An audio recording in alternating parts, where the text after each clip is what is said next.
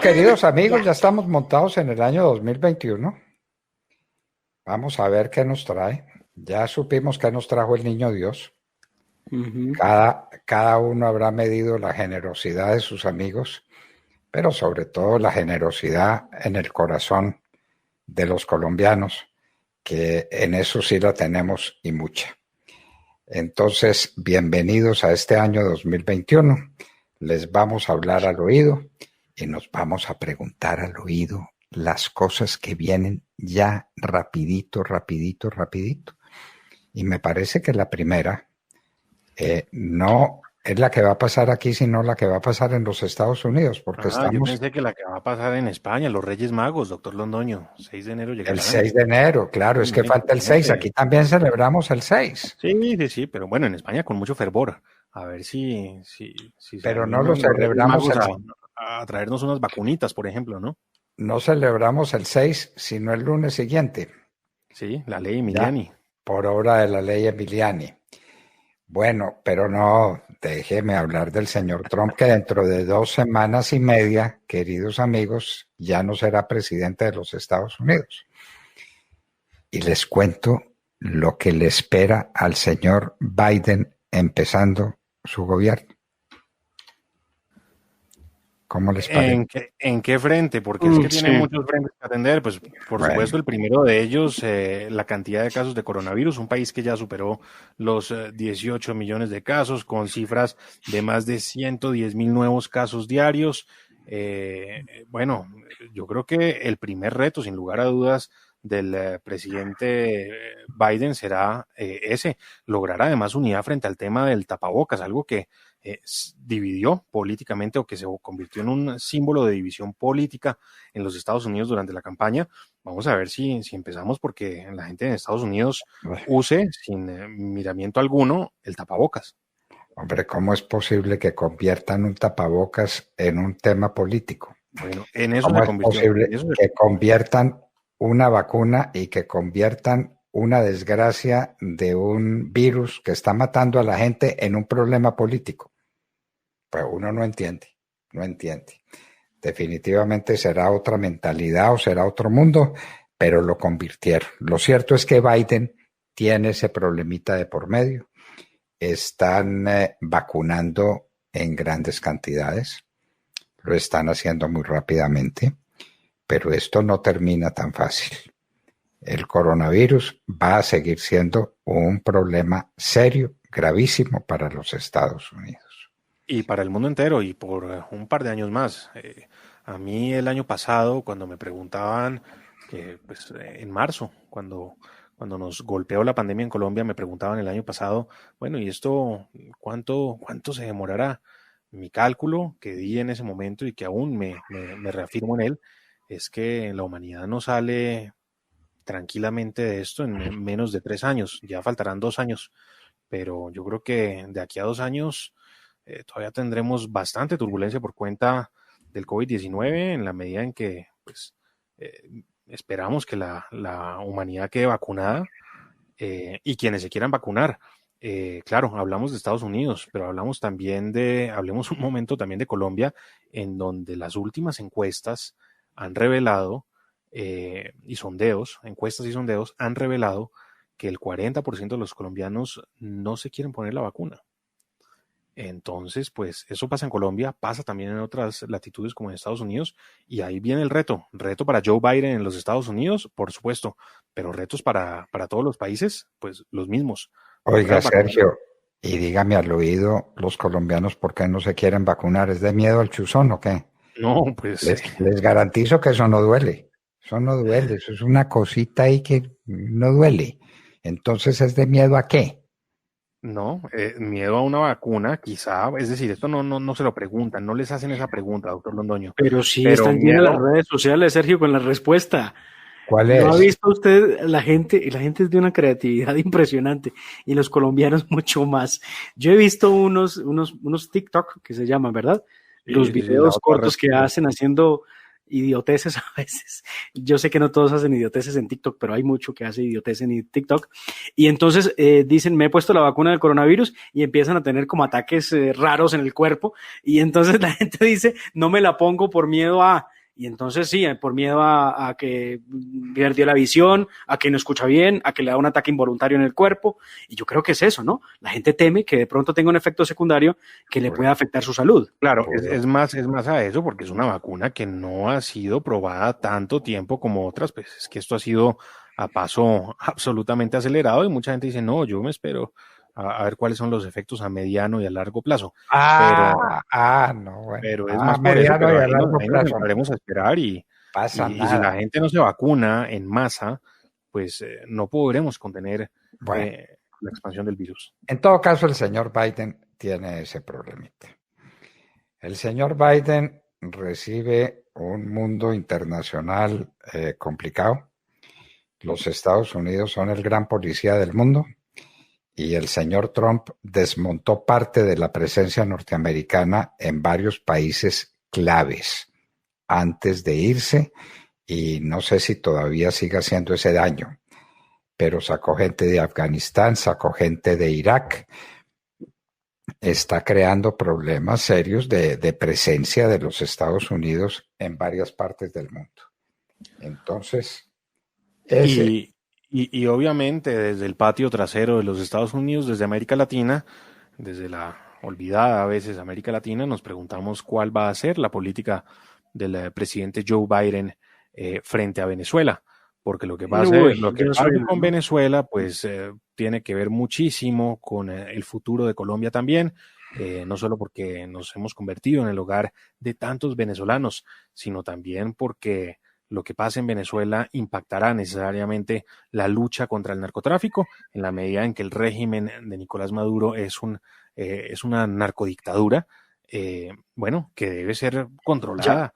Y tenemos claro qué va a hacer Biden con Venezuela y con Cuba y con Nicaragua, con los países de extrema izquierda. No.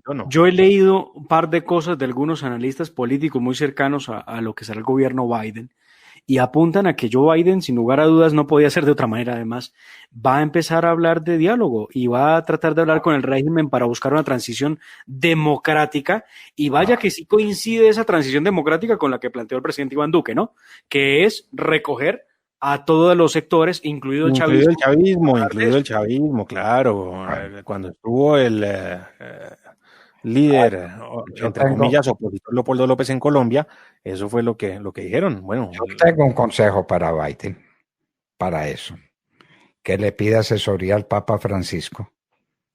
El Papa Francisco no hizo eso, pues cuando estaba caído el régimen, cuando los venezolanos estaban en la calle saliendo en multitudes enormes, eso estaba enardecido y llegó el Papa Francisco y dijo, no pasa, diálogo. Y acabó con eso y eso fue hace 2 años y ahí nos tiene ese régimen y ahí nos tiene esas violaciones. Claro, ese diálogo madruga a confesarse todos los días de ese pecado, que yo no sé si tenga absolución, pero esa dialoguitis, pues lo que hace es oxigenar a las organizaciones criminales. En Colombia la dialoguitis terminó en un acuerdo que oxigenó al grupo narcoterrorista de las FARC, socio, a propósito, del régimen de Maduro. Y ahora ese régimen está oxigenado por esta dialoguitis que se plantea y que la plantean los, entre comillas, líderes opositores, como Leopoldo López, que estuvo aquí muy activo en prevención y acción, además. Sí. Bueno, perdóneme, antes de que se vaya con lo de Biden y Venezuela, doctor Fernando, también apuntan a que lo primero que haría es tomar decisiones para levantar algunas de las restricciones en contra del régimen en Venezuela. Sí. Favorecer a Maduro. Claro, en la medida en que Maduro se comprometa a entregar el poder. Ay, hombre, por Dios. Bueno. Es una persona que está siendo buscada por la justicia de los Estados Unidos, que tiene orden de captura. No, sería terrible. Por esta persona se ofrecen $15 millones para quien dé información sobre su paradero o ayude a llevarlo ante una corte federal en los Estados Unidos. Entonces, pues, plantear eso desde el gobierno norteamericano, desde Washington, me parece a todas luces incorrecto, insensato. Bueno, pregunto, ¿cómo va a ser la economía en tiempos de Biden? ¿Ha dicho algo sobre el particular? ¿Qué ha dicho sobre la competitividad de los Estados Unidos en el mundo? ¿Qué ha dicho sobre las compras masivas de productos a China a unos precios irrisorios? ¿Qué ha dicho sobre las cifras que siguen siendo muy inquietantes de personas que pierden el empleo y piden la protección del gobierno de los Estados Unidos? ¿Qué ha dicho Biden? No, yo creo que el panorama es absolutamente incierto, doctor Londoño, frente al tema, bueno, frente a tantos temas de lo que será la administración Biden-Harris. Y hago énfasis en eso, ¿no? Biden-Harris, porque ahí quien tendrá muchísimo poder será Kamala Harris, la vicepresidenta hoy electa de los Estados Unidos. No, hay muchísima incertidumbre. Frente al tema de China, habrá que ver, porque yo no creo que se siga librando una guerra comercial intensa como la que el presidente Donald Trump ha librado hasta el momento con el país asiático. Yo creo que se relajará muchísimo la tensión entre ambos países en materia comercial, pero eso pues obviamente tendrá un efecto, un impacto tanto en la economía norteamericana como en la economía china, que a propósito creció de manera desmedida el año pasado, más aún si lo comparamos con otros países del mundo. Claro, no está creciendo al 12 o al 14% cuando llegó a crecer, pero en comparación con los demás tiene un crecimiento sencillamente fantástico. Y por eso la gente sigue creyendo que China se inventó el coronavirus para atacar a las demás economías del mundo y para quedarse dueña de la economía universal. Eso lo dicen algunos malpensados. Yo no creo que eso sea posible, yo no creo que eso sea manejable, pero en fin. Yo tampoco creo en esa y en Yo otras tampoco teorías creo que se quieren apoderar. No, de que se quieren apoderar, pero en mi pueblo hay varios restaurantes chinos, doctor Fernando. Uy, en el mío también, y son muy exitosos. Los manejan colombianos. Son muy exitosos. ¿No? Son excelentes. A diferencia de otros países de América Latina, en donde uno sí ve presencia china activa, en Costa Rica, en Perú, por ejemplo, la diáspora china en Colombia es muy pequeña. Pero bueno, dejando esa anécdota un poco a un lado, pues claro, ellos han tenido una política de conquistar el mundo, en términos económicos, de lograr entrar a tantos mercados alrededor del mundo, y lo han logrado, mientras que pues con horror se ve eso desde aquí, desde el Platanal, tratando de exportar, no sé, un aguacate, una libra de café, pero aquí estamos encerrados aún, mientras que países como China pues han logrado literalmente, y a través de sus productos, de su economía y de su mercado, literalmente conquistar al mundo. Bueno, la presidencia de Biden, acontecimiento fundamental del 2021. ¿Qué más tenemos? Los problemas de Europa derivados del coronavirus y que han tenido una incidencia grande en el crecimiento económico. La situación de España es una situación dramática. Claro que estamos en la época de los felices porque le han metido plata a ese sistema. Y entonces, pues eso es muy bueno. Cuando traten de ordenar el sistema económico mundial, eso va a ser supremamente complejo. Me parece que la economía va a ser un gran tema para este año 2021. Sin lugar a dudas, doctor Londoño, el tema de España, bueno, su recuperación en medio de la pandemia. España, un país que depende ampliamente del sector turismo, también muy atentos a lo que ocurra con el Reino Unido, pues en medio de este Brexit forzoso. Y el papel también de Alemania, ¿no? El papel que jugará este año Alemania también como potencia mundial, como líder de la Unión Europea, y el papel preponderante que tiene la canciller Angela Merkel. La canciller Angela Merkel. Yo creí que no se iba a hablar de la canciller nuestra. No, doctor Londoño, hablamos de papeles preponderantes, pero el de la canciller de Colombia. La canciller de Colombia.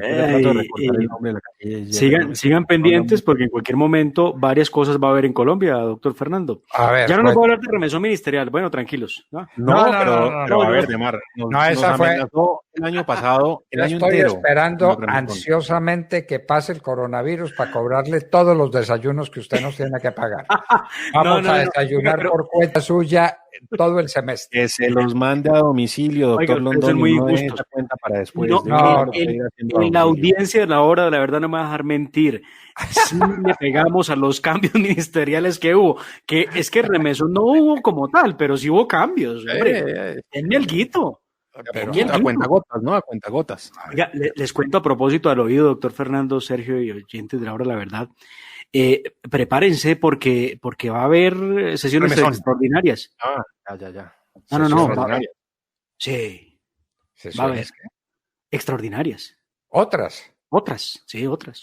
Ya pues las del Código Electoral las tuvimos y vienen otras sesiones. Vienen las de la reforma tributaria. Prepárense para ver de dónde rascan los 6 billoncitos de pesos para la primera tanda de vacunación. ¿Con qué ministro? ¿A qué ministro lo van a poner ahí de trompo de poner, decíamos nosotros cuando jugábamos trompo? No me pregunte eso tan horrible, pero no me pregunte. No. Pero sí, ya los tienen agendados, los tienen preparados para eso. Y obviamente la reforma tributaria, hay gente muy optimista, ¿no? Hay siempre gente muy optimista. Dijo, qué bueno la reforma tributaria, ya me sueño yo al presidente Duque y el respectivo ministro diciendo, vamos a bajar los impuestos, vamos a cerrar unas embajadas, vamos a acabar con unos consulados, vamos a disminuir unos ministerios. Pero pues obviamente esa no va a ser la reforma tributaria. Evidentemente esa no es. La reforma tributaria es con más carga de impuestos para todos los colombianos. Entonces prepárense para febrero escuchar las primeras conversaciones en un mes de lo que va a ser la reforma tributaria. Bueno, esto por fortuna queda grabado para que usted después no eche cuento, ¿no?